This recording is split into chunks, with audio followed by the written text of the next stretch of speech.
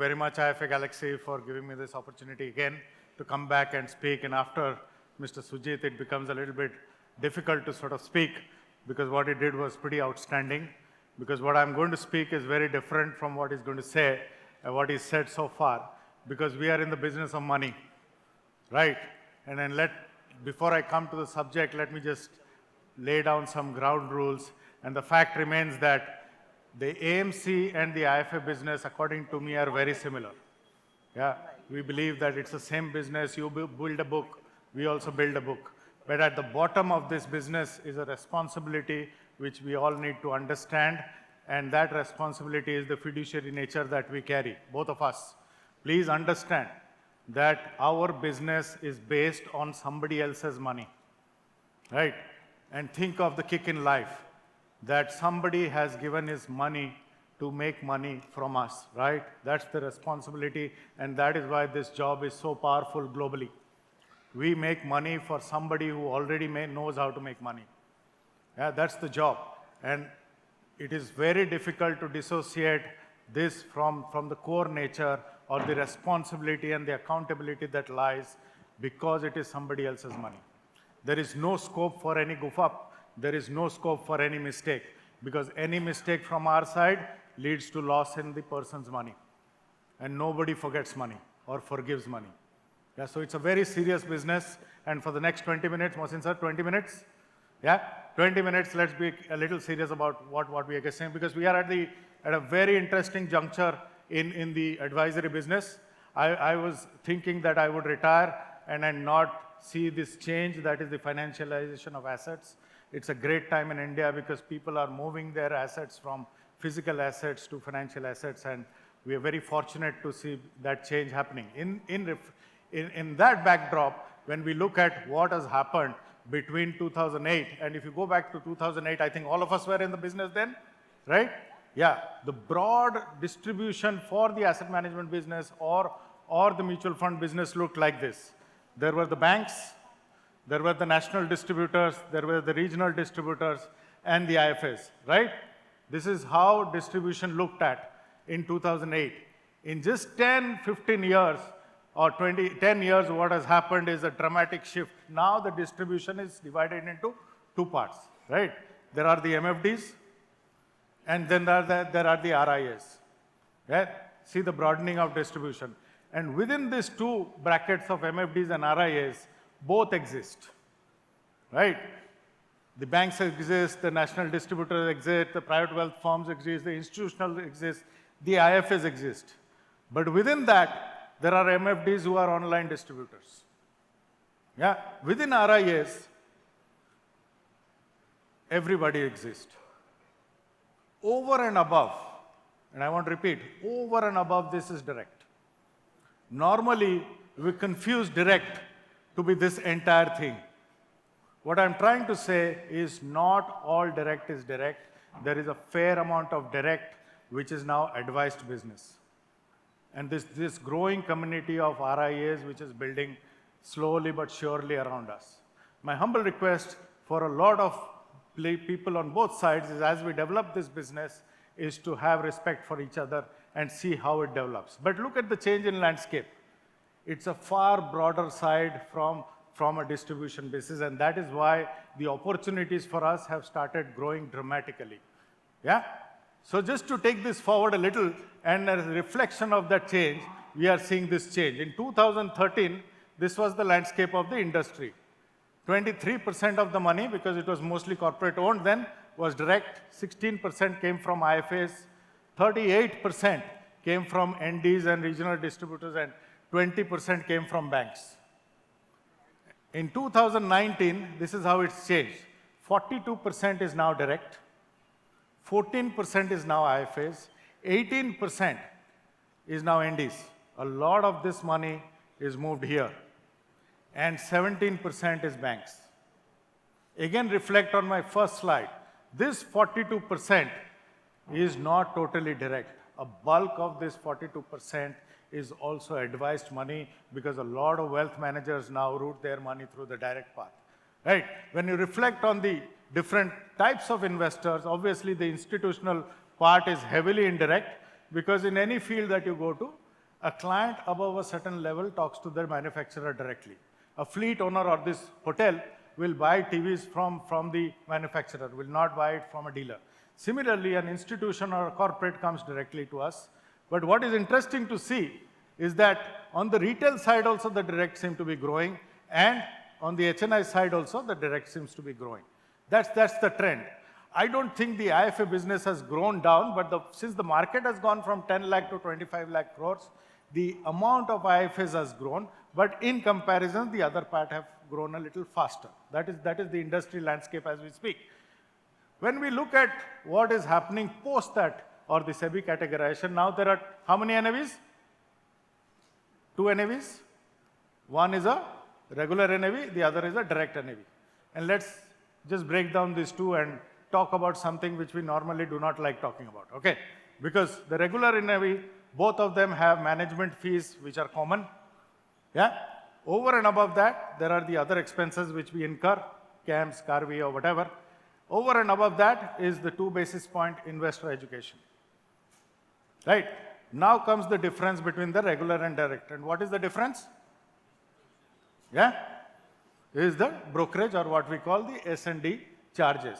When you reflect on both these NAVs, then it comes from, I've taken this from the great Carl Richards slide, and I call this the advisor gap. Right? This is the difference between this NAV and this NAV, and the difference is you. Okay, let's keep that in mind as we talk about it in the next 15 minutes, because this is where the story now changes. Because when we look at it, how does it change from here? Because as you rightly, this has been captioned as IFA Galaxy for the next decade. Let's look at some of the projections next decade. Because when we look at mutual fund distribution, bulk of the time goes in these parts of our analysis. What is a debt fund? What is an equity fund? What is the total AUM? What is a fund? Who's the fund manager? What are the charges? What is the average maturity on that side? Or probably standard deviation, beta. There's a lot of time that goes into analyzing this, and hence the advice comes out of this. Am I right or wrong? Anybody disagrees? I'm willing to argue. But the bulk of the time of our work goes in analyzing this, or on spending time onto finding out the details or the nitty-gritties of what I've written here. Yeah? Does it change from here? Because what I'm trying to say here is, when you look at your own alpha, there's been a lot of discussion on advisor alpha, or what can be the change for you, is that my first submission, and bear with me when I say this part which I showed in the previous slide is your basic job. This is not going to create anything substantial for you in front of the client. We AMC guys are remunerated in 2 ways. We have a salary component, and we have a, how many AMC guys here? Yeah, so please reflect when I say this. We have a salary component, we have a bonus component. So when a year is bad, normally I get calls because the bonus is not good. Arey boss, maine itna mehnat kiya tha, you have not taken anything. We tell them mehnat ke liye salary hai na.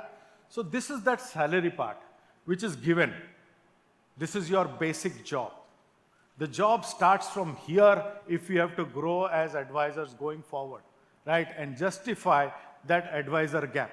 Because that advisor gap is something which the investor will ask you, ye to mere ko milna chahiye, uske upar kya?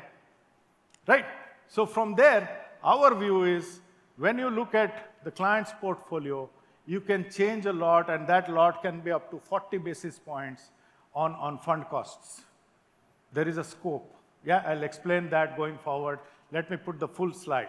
One of the most important parts of our jobs going forward will be portfolio rebalancing. And portfolio rebalancing can add up to 35 basis points in a client's returns, right? And then the most important part, which is asset allocation. That is your core job, right? I am always very surprised when advisors leave this basic job of asset allocation to funds. That is your job. If you give it to us, we have a direct NAV at 60 basis points, and we'll do it happily.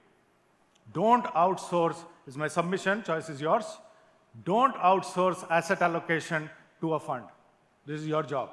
I may come and tell you that my hybrid is a great product. You should tell me that it's my job, boss. That's not your job. We'll tell you that our hybrid is good, okay? Don't listen to me. Okay, that's your job. Yeah.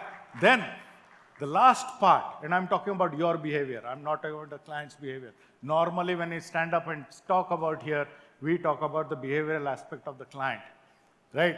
There's this famous saying by Robert Kiyosaki. He says the client is never risky. Who is risky? The advisor is risky. That's what he says. So your client's behavior is completely proportional to your behavior, and your behavior can change the client's returns by 100 to 150 basis points. Let's go a little deeper into this, okay? Do we realize, and this is the US slide which we talk about, when we look at it, in all domestic funds on a 15-year basis, 88% of the funds in the US don't beat the benchmark. In large caps, 91% don't beat benchmark in the US. In the mid caps, 92%, mid caps, and in small caps, over a 15-year horizon, 96% of small caps don't beat benchmark. What is the data in India? Let's look at the India data. 61% of large caps do not beat benchmarks. 45% of mid caps don't beat benchmark on a 10-year horizon. That means 1 out of 2 mid caps will not beat benchmark over a 10-year horizon. If we had bought that index 10 years ago, it would have been better. This in mid cap. Large caps is a story which we normally talk. 48% of mid and small cap. It's like a shocking thing, no? How can I say small caps will not give returns? Because immediately I'll be asked, when is your next small cap coming? But 48% of small caps don't meet benchmark over a 10-year horizon. This is India data. It's already there. Are we recognizing or not is my submission to you. If this be the data, and data never lies, is there a case for building some portfolio advantage by combining the two? Till last year, I would have agreed to the fact that it was active or passive or neither, whatever. But from this year onwards, it becomes active and passive, is my submission. I'll give you a small example, which I learned in the last 3 months. If you brought the Nifty 50, or the large cap typically mimics the Nifty 50. Okay, but in my portfolio, because somebody in my organization told me that the next 50 does not give you a comparative portfolio in the mutual fund active space. Hence, if I combined Nifty 50, which is my large cap fund, active, with a passive next 50, I would get the total large cap portfolio. At the same time, I would bring down my cost of funds substantially. Hence, my return would go up. So there is a case going forward that you combine the costs on both sides and bring benefit to the client. And that's how you can increase returns for the client. Yeah. Going forward, I've just done a simple mathematics here. We start with basic asset allocation. I've done a 70-30 allocation here. Okay. I'm talking about money of 1 lakh in 1989 or 1988. In one, I've just left 70-30 grow. In one, I have rebalanced, and I'm talking Nifty 50, 70%, 10-year GSEC, 30%. In one, in the right side, I've just rebalanced it ruthlessly every year. In the first one, we've got 8.8 lakhs.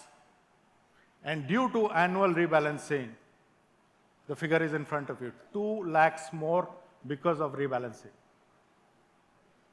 Yeah, we'll go a little deeper into that more, because our core job remains asset allocation, because this is how the industry has,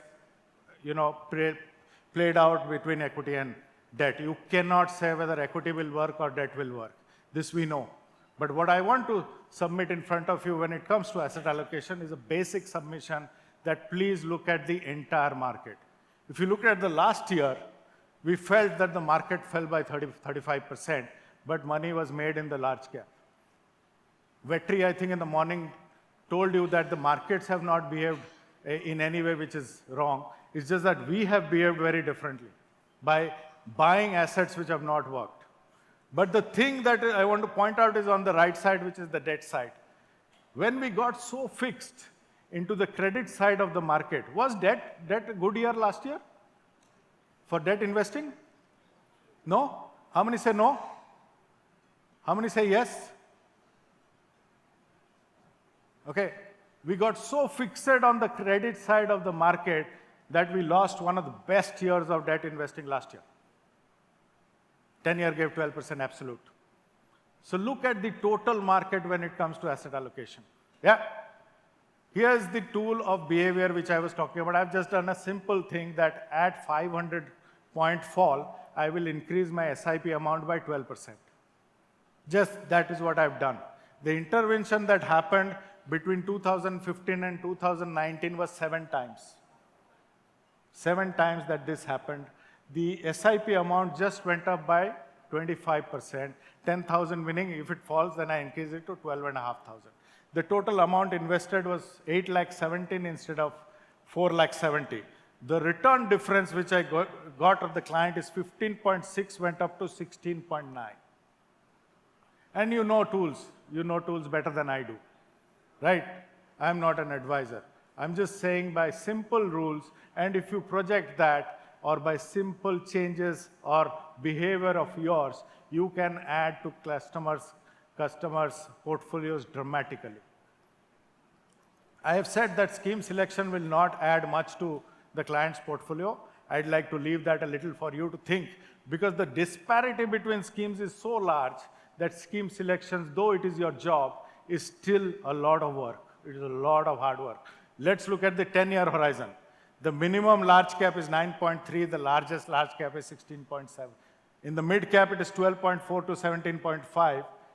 In the small cap, it is 11.8 to 22. That is the disparity between small caps. On an average, you have a 13.7% disparity amongst all funds between the lowest fund and the largest fund. Think of 13.72 CAGR difference to your customer. Think of 13.2 CAGR difference to your trail. Hence, though it is a lot of work, and I've said it will not add to the client, you have to give a lot of time to your basic work also. Because scheme selection can change everything. Normally, we will say mid-cap, small cap. There are enough large caps which are beating mid-caps on a 10-year horizon. There are large caps which are beating small caps on a 10-year horizon. Right? And this is data. Don't go by this large cap chalega, mid cap chalega, small cap. Schemes chalenge. And so scheme selection becomes very important in our job. Yeah?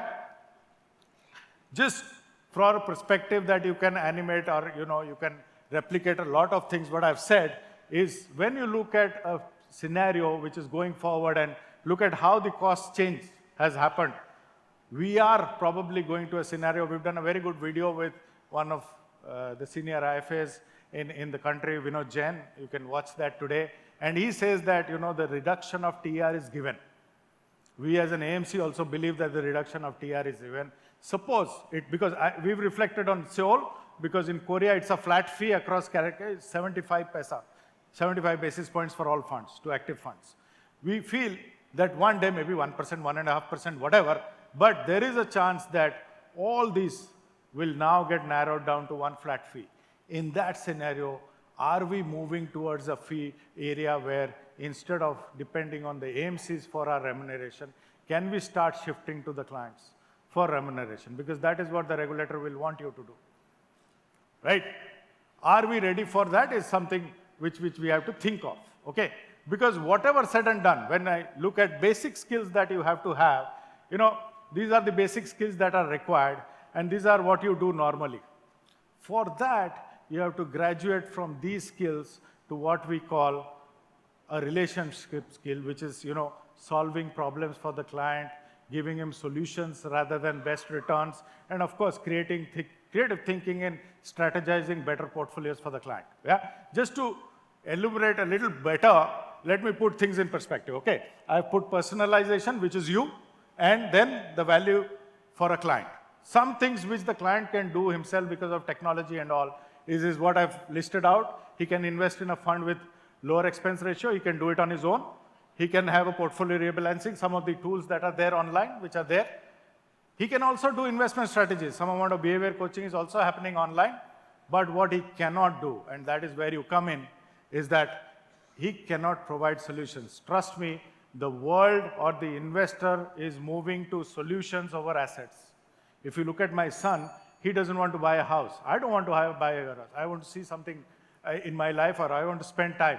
The key is providing this solution to the client. And when you look at your present portfolio, you spend most of your time in analyzing funds. You will have to move to spending most of your time to a client-facing position. That is key, because when you move to a client-facing position, what starts as a client trust will move to client loyalty. And from there, you talk about client confidence. And finally, if you have all the three, you get client reference. What is the common word in all this for? Because it is a client-centric business going forward, nothing else. The client earns, you earn. You earn, we earn. That is the cash flow. That cash flow does not change. That is the reality, okay, of our business. It is a client-centric. I get a call from all these telemarketers, sir, do you want a credit card? I said, no. Sir, can you give me a referral? I don't know you. How will I give you a referral? A referral comes after all this, right? When you look at putting all this in place, that is how you move from a client trust to a place where not only will he give you a referral, he will probably start giving you money. Okay? The evolution of an advisor is very simple. You move to a relationship game rather than a portfolio management game. And please, this is most critical because you have to become an investment professional and not a professional investor. Most of us are professional investors. We are great at investing. But it is not your money. It is the client's money, and his needs are different from your needs. How come everybody wants a small cap? How come everybody wants a mid cap? I want 11% return. Do I need a small cap? I don't. I need an advisor who will not give me a small cap, right? Sometimes when you look at the sales that happens is that everybody, it's just trend selling. And that is what is the breaking point going forward. Because when you look at the entire advisory business and we as individual advisors, the key is to differentiate between your risk profile and that of the client. They're two different risk profiles. You might have the ability to take risk, but your client may not have the ability to take the risk. And that is the key to success. So to sum up, how do you communicate? Okay, these are the 4 factors which I have mentioned. Okay, so you start with your investment amount or the asset allocation. You tweak it a bit with basic asset allocation amount. You then go forward and add a fund expense ratio, or you can add a little more returns by tweaking the expense or return to a place where the expense ratio becomes okay. Over and above, you do a portfolio rebalance, and from there, you add your own behavior by adding tools. It's only when you combine all this and form the portfolio or the way you work going forward, you become the advisor for the next generation.